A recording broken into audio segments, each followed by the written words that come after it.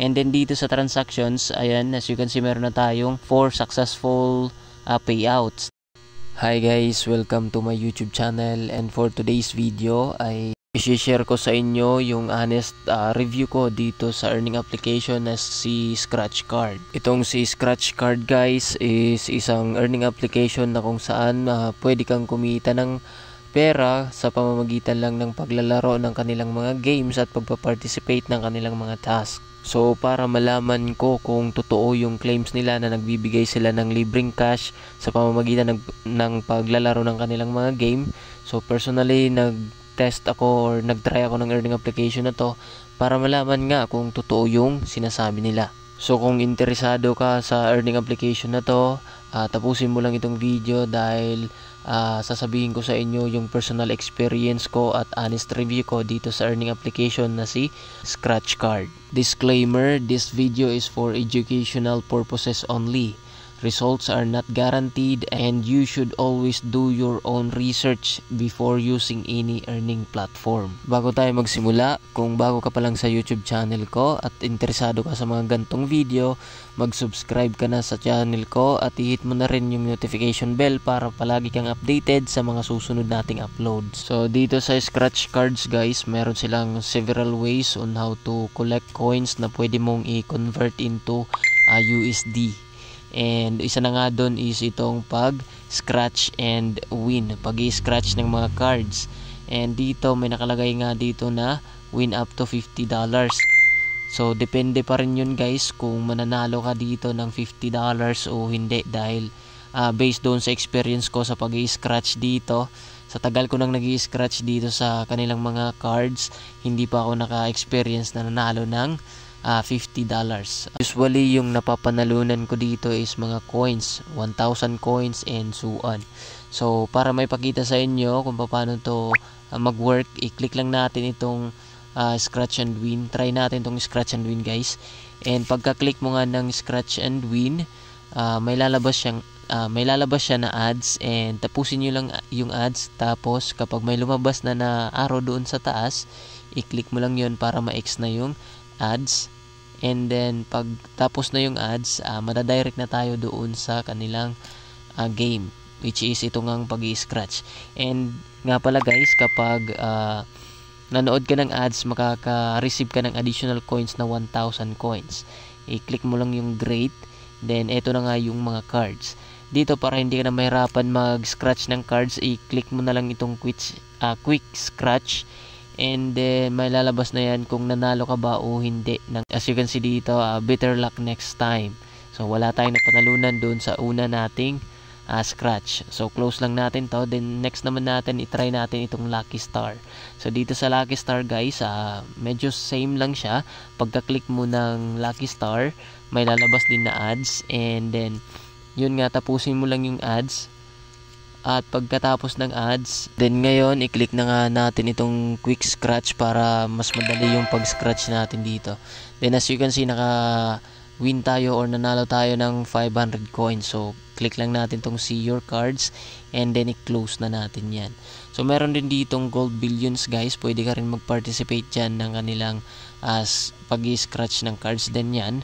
Then yun, parehas pa din, may lalabas na ads kapag ka na-click mo yung gold billions. Siya nga pala guys, kung gusto mong itry yung earning application na to, ilalagay ko na lang sa description box yung link.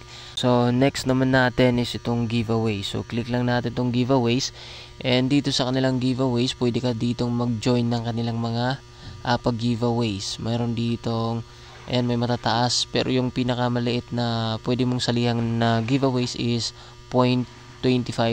So medyo maliit at marami nga nagpa-participate dito. And paano ba mag-participate dito sa kanilang giveaways? Kapag meron kang green card dito sa taas guys, as you can see, 0 po yung ating green card. So pag meron kang green card, i-click mo lang yung join at i-type mo yung ilang cards yung i-join mo. Pero sa ngayon wala tayong green card, so hindi tayo makakapag-join dyan.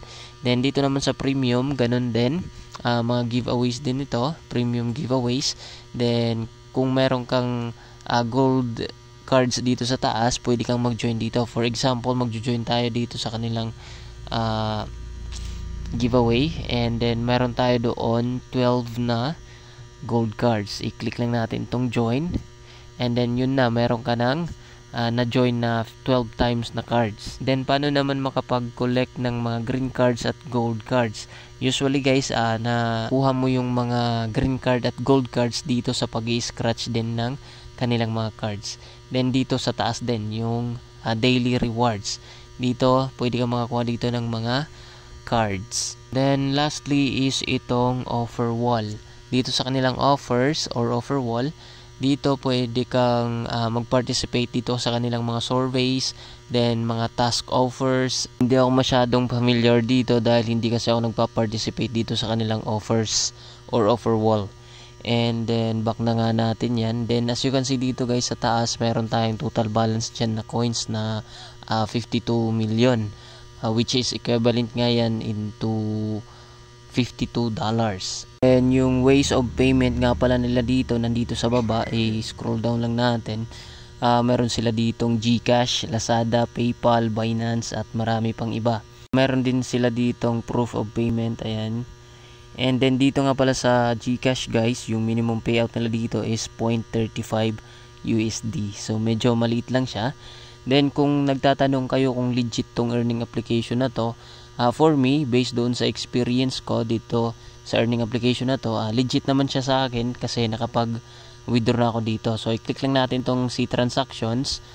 And then dito sa transactions, ayan, as you can see, meron na tayong 4 successful payouts dito sa earning application na to. So kung tatanungin nyo nga ako kung legit siya, so para sa akin legit siya dahil na-receive ko naman yung pini-out ko dito. Pero guys, depende pa rin kasi yon dahil meron kasing mga nagsasabi na hindi daw sila nakakapag-payout dito. Hindi ko lang alam kung ano yung main reason kung bakit hindi nakakapag-payout yung iba dito. Pero sa akin kasi, lahat naman so far, lahat naman ng pini-out ko dito is pumasok sa GCash ko. Pero yun nga, hindi ko alam kung bakit hindi nakakapag-payout or nakakapag-cash out yung iba dito. Meron nga pala akong hindi nagustuhan sa earning application na to, which is yung pag-cash out ng mga earnings mo dito. Dahil yung experience ko kasi sa pag-cash out dito is kailangan ng verification.